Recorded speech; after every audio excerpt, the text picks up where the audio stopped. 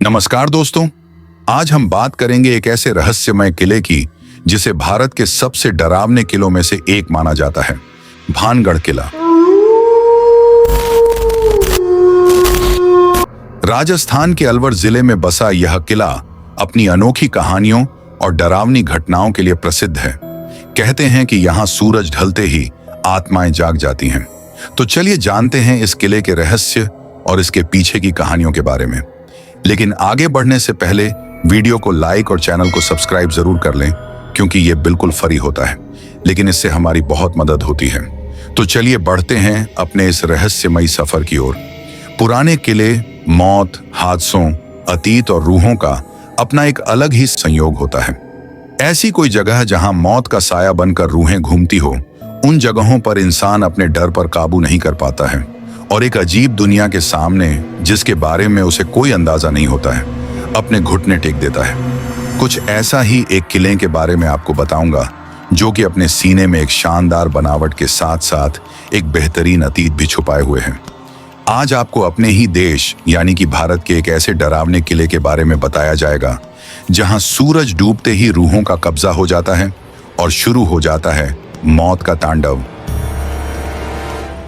भानगढ़ किला एक शानदार अतीत के आगोश में 17वीं शताब्दी में बनवाया गया था। इस किले का निर्माण मानसिंह के छोटे भाई राजा माधो सिंह ने करवाया था। राजा माधो सिंह उस समय अकबर की सेना में जनरल के पद पर तैनात थे। उस समय भानगढ़ की जनसंख्या तकरीबन 10,000 थी। भानगढ़ अलवार जिले में स्थित एक शानदार किला है, जो कि बहुत ही विशाल आकार में तैयार किया गया है। भानगढ़ किले पर काले जादूगर सिंघिया का शाप है। भानगढ़ किला जो देखने में जितना शानदार है, उसका अतीत उतना ही भयानक है। आपको बता दें कि भानगढ़ किले के बारे में प्रसिद्ध एक कहानी के अनुसार भागगढ़ की राजकुमारी रत्नावती, जो कि नाम के ही अनुरूप बेहद खूबसूरत थी, उस समय उनके रूप की चर्चा पूरे राज्य में थी और 7 देश कोने कोने के राजकुमार उनसे विवाह करने के इच्छुक थे। उस समय उनकी उम्र महज 18 वर्ष ही थी और उनका यौवन उनके रूप में और निखार ला चुका था। उस समय कई राज्यों से उनके लिए विवाह के प्रस्ताव आ रहे थे। उसी दौरान वो एक बार किले से अपनी सखियों के साथ बाजार में निकली थी। राजकुमारी रत्नावती एक इत्र की दुकान पर पहुंची और वो इत्रों को हाथों में लेकर उसकी खुशबू ले रही थी। उसी समय उस दुकान से कुछ ही दूरी एक सिंघिया नाम व्यक्ति खड़ा होकर उन्हें बहुत ही गौर से देख रहा था। सिंघिया उसी राज्य में रहता था और वो काले जादू का महारथी था। ऐसा बताया जाता है कि वो राजकुमारी के रूप का दीवाना था और उनसे प्रगाढ़ प्रेम करता था। वो किसी भी तरह राजकुमारी को हासिल करना चाहता था, इसलिए उसने उस दुकान के पास आकर एक इत्र के बोतल, जिसे रानी पसंद कर रही थी, उसने उस बोतल पर काला जादू कर दिया, जो राजकुमारी के वशीकरण के लिए किया था। राजकुमारी रत्नावती ने उस इत्र के बोतल को उठाया, लेकिन उसे वहीं पास के एक पत्थर पर पटक दिया। पत्थर पर पटकते ही वो बोतल टूट गया और सारा इत्र उस पत्थर पर बिखर गया। इसके बाद से ही वो पत्थर फिसलते हुए उस तांत्रिक सिंघिया के पीछे चल पड़ा और तांत्रिक को कुल दिया, जिससे उसकी मौके पर ही मौत हो गई। मरने से पहले तांत्रिक ने शाप दिया कि इस किले में रहने वाले सभी लोग जल्द ही मर जाएंगे और वो दोबारा जन्म नहीं ले सकेंगे और ताउम्र उनकी आत्माएं इस किले में भटकती रहेंगी। उस तांत्रिक के मौत के कुछ दिनों के बाद ही भानगढ़म और अजबगढ़ के बीच युद्ध हुआ, जिसमें किले में रहने वाले सारे लोग मारे गए।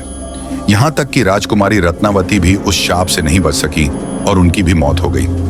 एक ही किले में एक साथ इतने बड़े कत्लेआम के बाद वहां मौत की चीखें गूंज गईं और आज भी उस किले में उनकी रूहें घूमती हैं। किले में सूर्यास्त के बाद प्रवेश निषेध फिलहाल इस किले की देखरेख भारत सरकार द्वारा की जाती है।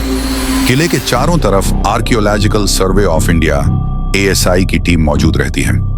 ASI ने सख्त हिदायत दे रखा है कि सूर्यास्त के बाद इस इलाके किसी भी व्यक्ति के रुकने के लिए मनाही है। इस किले में जो भी सूर्यास्त के बाद गया, वो कभी भी वापस नहीं आया है। कई बार लोगों को रूहों ने परेशान किया है और कुछ लोगों को अपने जान से हाथ धोना पड़ा है। इस किले में कत्लेआम किए गए लोगों की रूहें आज भी भटकती हैं। कई बार इस समस्या से रूबरू हुआ गया है। एक बार भारतीय सरकार ने अर्धसैनिक बलों की एक टुकड़ी यहाँ लगाई थी, ताकि इस बात की सच्चाई को जाना जा सके, लेकिन वो भी असफल रही।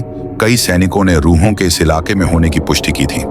इस किले में आज भी जब आप अकेले होंगे तो तलवारों की टंकार और लोगों की चीख को महसूस कर सकती हैं। इसके अलावा इस किले भीतर कमरों में महिलाओं के रोने या फिर चूड़ियों के खनकने की भी आवाजें साफ सुनी जा सकती हैं। किले के पिछले हिस्से में जहां एक छोटा सा दरवाजा है, उस दरवाजे के पास बहुत ही अंधेरा रहता है।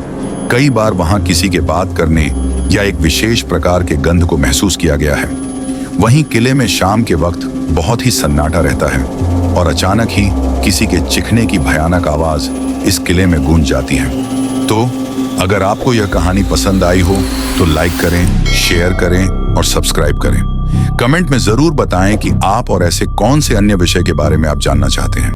धन्यवाद।